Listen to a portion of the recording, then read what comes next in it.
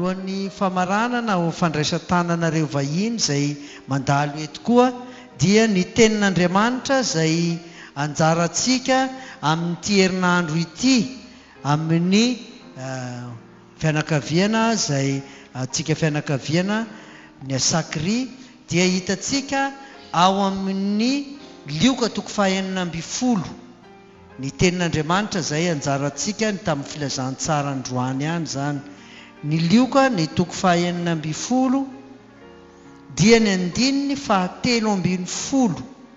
Ny andininy fahatelo ambin'ny folo. Lioka toko fahaenina amby folo, ny andininy fahatelo ambin'ny folo zay mivaky toy izao amin'ny anaran'i Jesosy. Tsy misy mpanompo mahay manompo tompo roa fa ny anankiray ho halany ary ny anankiray ho tiany, na ny anankiray ho ombany ary ny anankiray ho amavoiny. Tsy mahay manompo an'Andriamanitra sy mamona hianareo.